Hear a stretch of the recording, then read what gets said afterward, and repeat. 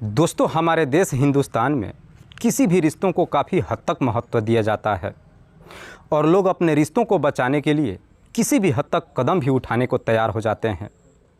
पर आज की कहानी में रिश्तों को ऐसे तार तार किया जाता है कि जब इसका असलियत लोगों को मालूम चलता है तो वाकई में इसे सुनने के बाद हर किसी का सर शर्म के मारे झुक जाता है।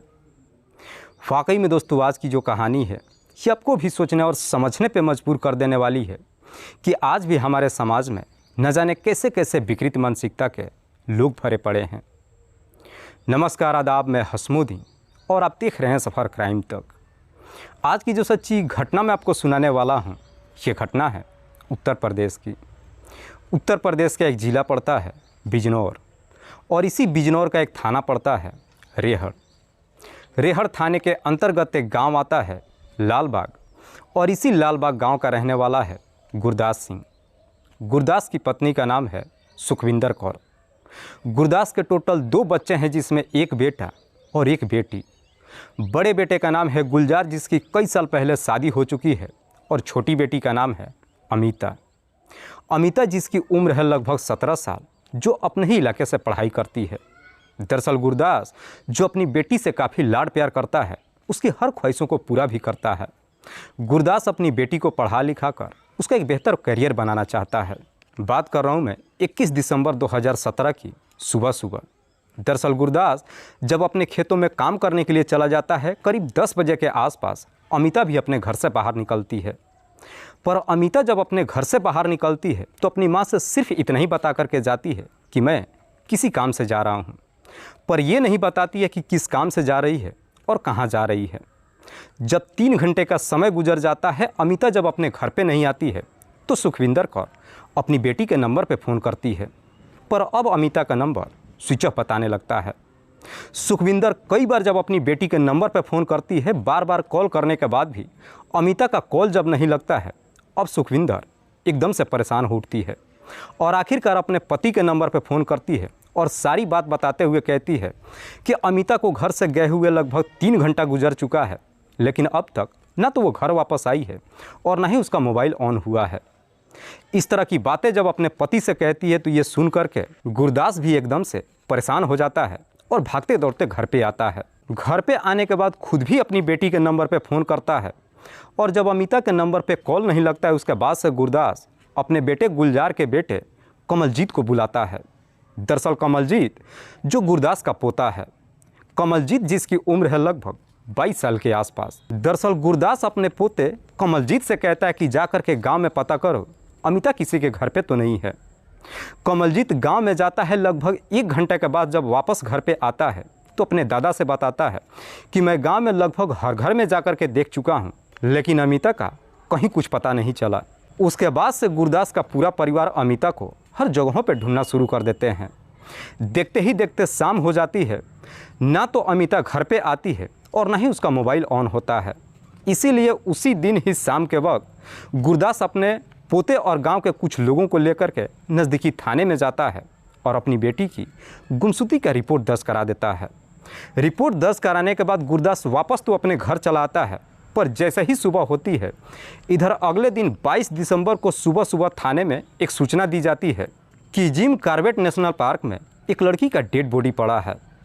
पुलिस को जब सूचना मिलती है, पुलिस जब अपनी टीम के साथ घटनास्थल पर पहुँचती है तो सबसे पहले डेड बॉडी को चेक करती है तो मालूम चलता है कि मरने वाली लड़की की उम्र लगभग 17 से 18 साल के आसपास है, जिसके शरीर पे कोई चोट और घाव का निशान भी नहीं दिखाई देता है। लेकिन डेड बॉडी बिल्कुल नीला पड़ चुका था, जिसे देख करके पुलिस अंदाज़ा लगाती है कि शायद इस लड़की ने जहर खा करके आत्महत्या कर ली है। हालांकि पुलिस जब डेड बॉडी को देखती है तो उसका पूरा कदकाठ ही अमिता के जैसा ही दिखाई देता है। इसीलिए पुलिस अपने एक कांस्टेबल को गुरदास के घर पर भेजती है और गुरदास को घटनास्थल पर बुलाती है। इधर गुरदास जब अपने गांव के कुछ लोगों को लेकर के घटनास्थल पर पहुंचता है और डेड बॉडी को जब देखता है तो देखते ही रोने लगता है, जिसे देख करके पुलिस भी अंदाज़ा लगा लेती है कि मरने वाली लड़की कोई और नहीं बल्कि अमिता ही है। पुलिस सबसे पहले डेड बॉडी को अपने कब्जे में लेकर पोस्टमार्टम के लिए भेज देती है और फिर गुरदास से सवाल करती है। दरअसल पुलिस गुरदास से कहती है कि अमिता ने आत्महत्या की है। क्या तुम बता सकते हो कि अमिता ने इस तरह की कदम क्यों उठाई? पुलिस जब खुदकुशी करने की बात कहती है तो ये सुन करके गुरदास भी एकदम से चौंक जाता है और पुलिस वालों को जवाब देता है कि नहीं साहब, ये नहीं हो सकता है, मेरी बेटी खुदकुशी नहीं कर सकती है। दरअसल मैं अपनी बेटी की लाड प्यार से परवरिश ही नहीं कर रहा था, बल्कि उसके तमाम ख्वाहिशों को भी पूरा कर रहा था। गुरदास जब इस तरह की जवाब देता है, उसके बाद से सच्चाई पता लगाने के लिए पुलिस के पास मात्र एक ही रास्ता बचता है, पोस्टमार्टम। 2 दिन के बाद जब पोस्टमार्टम रिपोर्ट आती है तो आखिरकार उस पोस्टमार्टम रिपोर्ट में एक बड़ा ही चौंकाने वाला खुलासा होता है। दरअसल पोस्टमार्टम रिपोर्ट में बताया जाता है कि अमिता जहर तो खाई थी, गला दबाकर उसकी हत्या भी की गई थी, लेकिन साथ ही साथ वो 4 महीने की प्रेग्नेंट भी थी। जब इस तरह की पोस्टमार्टम रिपोर्ट आती है, उसके बाद से पुलिस को भी लगता है कि ये मामला प्रेम प्रसंग का है। पुलिस सोचती है कि या तो अमिता की हत्या उसके प्रेमी ने किया होगा, या फिर सच्चाई जब उसके परिवार वालों को मालूम चल गया होगा, परिवार वालों ने हत्या करने के बाद डेड बॉडी को ठिकाने लगा दिया होगा। इसीलिए पुलिस अब गुरदास को थाने में बुलाती है और उससे पूछताछ करती है। पर पुलिस जब गुरदास से कहती है कि अमिता 4 महीने के प्रेग्नेंट थी, इसे सुनने के बाद गुरदास के भी पैरों तले एकदम से ज़मीन खिसक जाती है। दरअसल गुरदास अब ये सोच करके परेशान हो जाता है कि जब इस बात की जानकारी गांव के लोगों को मालूम चलेगा तो मैं समाज में किसी को मुंह नहीं दिखा पाऊंगा। पुलिस गुरदास से सवाल करती है कि क्या तुम्हें मालूम है कि तुम्हारी बेटी का किसके साथ में चक्कर चल रहा था। इस पे गुरदास पुलिस वालों को जवाब देता है कि नहीं साहब, मेरी बेटी का किसी के साथ में कोई चक्कर नहीं चल रहा था। पर सोचने वाली बात यह है कि आखिरकार अमिता के पेट में पिछले 4 महीनों से किसका बच्चा पल रहा था। पुलिस अब सच्चाई पता लगाने के लिए अपने खबियों को काम पर लगा देती है। इधर गुरदास जब अपने घर पे आता है तो देखता है कि उसका पोता कमलजीत जब से अमिता की हत्या हुई थी तब से काफ़ी परेशान नज़र आ रहा था। जब 4 दिन का समय गुजरता है, ये खबरी थाने में जाता है और पुलिस वालों से कहता है कि सब गांव के कुछ लोगों से मालूम चला है कि जिस दिन अमिता की हत्या हुई थी उस दिन गांव के कई लोगों ने अमिता और कमलजीत को एक साथ ही गांव से बाहर जाते हुए देखा था। इस बात की जब पुष्टि हो जाती है, उसके बाद से पुलिस गुरदास के घर पे जाती है और उसके पोते कमलजीत को गिरफ्तार करके थाने में लेकर पहुंच जाती है। और पुलिस जब कमलजीत से अमिता की हत्या के बारे में पूछताछ करती है तो कमलजीत रोने लगता है और रोते हुए पुलिस वालों से कहता है कि हाँ साहब, अमिता की हत्या मैंने ही किया है। दरअसल मैं उसे मारना नहीं चाहता था, लेकिन मेरे पास और कोई दूसरा रास्ता नहीं बचा हुआ था, इसीलिए मजबूर होकर मुझे इस तरह का कदम उठाना पड़ा। दरअसल कमलजीत जो अमिता से लगभग 5 साल उम्र में बड़ा है। अमिता जैसे ही जवानी के दहलीज पे कदम रखती है तो उसके बदन को देख करके कमलजीत की नीयत खराब हो जाती है। हालांकि कमलजीत को ये मालूम चलता है कि अमिता रिश्ते में उसकी बुआ लगती है, लेकिन चाह करके भी अपने दिल पे काबू नहीं कर पाता है और फिर अमिता को पाने के लिए उसके आगे पीछे मंडराने लगता है। चूँकि दोनों एक ही छत के नीचे होते हैं, इसीलिए कमलजीत अब अमिता से तरह तरह की बातें करने लगता है और हंसी मजाक भी करने लगता है। लेकिन हंसी मजाक में ही अमिता से कुछ ऐसी बातें कह देता है जिसे सुनने के बाद अमिता को भी समझने में देर नहीं लगता है कि कमलजीत उसे पसंद करने लगा है।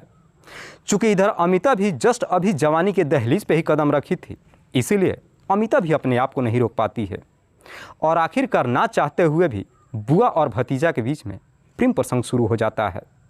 चूँकि दोनों एक ही छत के नीचे रहते हैं, दोनों के बीच में बुआ भतीजा का रिश्ता होता है, इसी का दोनों फ़ायदा भी उठाते हैं। दोनों के बीच में जब प्रेम प्रसंग शुरू होता है, इस बात की जानकारी घर में किसी को नहीं मालूम चलता है। दोनों जब एक दूसरे से बातचीत करते हैं तो घर का कोई सदस्य इन पे शक भी नहीं करता है और आखिरकार घर के अंदर ही दोनों मान मर्यादा की सारी सीमाएं लांघ देते हैं और दोनों के बीच में अवैध संबंध बन जाता है। हालांकि दोनों के बीच में जब इस तरह का रिश्ता कायम होता है, उसके बाद से ये सिलसिला चल पड़ता है। घर के अंदर जब भी दोनों को मौका मिलता है, अक्सर दोनों एक दूसरे से मुलाकात कर लेते हैं। पर जैसे ही कुछ महीने का समय गुजरता है, एक दिन अमिता को मालूम चलता है कि वो लगभग 4 महीने का प्रेग्नेंट हो चुकी है। प्रेग्नेंट होने की बात जब अमिता को मालूम चलता है, उसके आंखों के सामने अंधेरा सा छा जाता है। दरअसल अमिता इस प्रकार से डर जाती है कि चाह करके भी इस बारे में किसी को कुछ नहीं बता पाती है। रात में जब सोने के लिए जाती है तो पूरी रात उसे नींद भी नहीं आती है। आखिरकार जब सुबह हो जाती है, मौका देख करके अमिता कमलजीत से मुलाकात करती है और उसे सारी बात बताती है। इधर कमलजीत को जब मालूम चलता है कि अमिता 4 महीने का प्रेग्नेंट हो चुकी है, तो ये जान करके कमलजीत के भी चेहरे पे पसीना आना शुरू हो जाता है। दरअसल कमलजीत भी एकदम से डर जाता है। अमिता उससे कहती है कि अब तुम ही बताओ हम क्या करें। इस पर कमलजीत उसे समझाते हुए कहता है कि मुझे थोड़ा सा समय दो, मैं कुछ सोचता हूँ। जब कुछ दिन का समय गुजरता है उसके बाद से अब अमिता कमलजीत के ऊपर शादी करने का दबाव डालने लगती है। अमिता जब कमलजीत से शादी करने के लिए कहती है तो कमलजीत भी इस शादी से साफ इनकार कर देता है। कहता है कि ये किसी कीमत पे नहीं हो सकता है, हम दोनों के बीच में बुआ भतीजा का रिश्ता है। अगर हम दोनों ने शादी कर लिया, गांव के लोगों को मालूम चला, हम समाज में किसी को मुंह नहीं दिखा पाएंगे। शादी करने से जब इनकार करता है तो ये सुन करके अमिता भी एकदम से गुस्से में आ जाती है और गुस्से में ही कमलजीत को फटकार लगाते हुए कहती है कि ये सारी बातें तुम्हें उस दिन सोचना चाहिए था जब तुमने मेरे साथ गलत काम किया था। अमिता जब कमलजीत के ऊपर शादी करने का दबाव डालने लगती है, कमलजीत जब बार बार उसे शादी करने से इनकार करता है तो अमिता भी उसे समझाते हुए कहती है कि अगर हम दोनों शादी नहीं कर सकते हैं तो हमारे पास मरने के अलावा और कोई दूसरा रास्ता नहीं बचा है। लेकिन मरने की जब बात कहती है कमलजीत इसके लिए तैयार हो जाता है और अमिता को समझाते हुए कहता है कि यह हम दोनों के लिए बेहतर होगा। इससे पहले कि इस बात की जानकारी हमारे घर परिवार वालों के साथ साथ गांव के लोगों को मालूम चले, हम दोनों ही अपनी जीवन लीला को समाप्त कर लेते हैं। उसके बाद से घटना से ठीक एक दिन पहले ही कमलजीत मार्केट में जाता है और मार्केट से कुछ जहरीली दवाइयाँ खरीद लाता है। और अगले दिन 21 दिसंबर को सुबह सुबह गुरदास जब अपने खेतों पे चला जाता है, उसके बाद से अमिता खुद अपने भतीजे कमलजीत के साथ घर से निकलती है और फिर दोनों जिम कॉर्बेट नेशनल पार्क में पहुंच जाते हैं। पार्क में जब पहुंचते हैं उसके बाद से कमलजीत वो दवाइयाँ अमिता को देते हुए कहता है कि पहले तुम खा लो, उसके बाद से मैं खा लेता हूँ। जब वो दवाइयाँ अमिता के हाथ में देता है, अमिता उन दवाइयों को खा लेती है। उसके बाद से कमलजीत को भी खाने के लिए कहती है। पर कमलजीत को जब दवाइयाँ खाने के लिए कहती है तो कमलजीत मुस्कुराते हुए अमिता से कहता है कि मैं तुम्हारी तरह बेवकूफ़ नहीं हूँ, क्योंकि मैं मरना नहीं चाहता हूँ। तुम दवा तो खा ही चुकी हो, तुम्हारे साथ ये राज भी दफन हो जाएगा और मुझे कोई फ़र्क भी नहीं पड़ेगा। पर जैसी इस तरह की बातें कहता है, ये सुन करके अमिता इस प्रकार से गुस्से में आ जाती है कि गुस्से में ही वहीं पे उससे झगड़े तकरार करने लगती है। और दोनों के बीच में जब झगड़े तकरार शुरू होता है, उसके बाद से कमलजीत अमिता के ही दुपट्टे को लेकर के उसके गले में लपेटकर तब तक जोर से खींचता है जब तक अमिता की सांसें नहीं रुक जाती है। अमिता की जब मौत हो जाती है उसके बाद से उसकी डेड बॉडी को वहीं पे ठिकाने लगाने के बाद कमलजीत अपने घर चला आता है।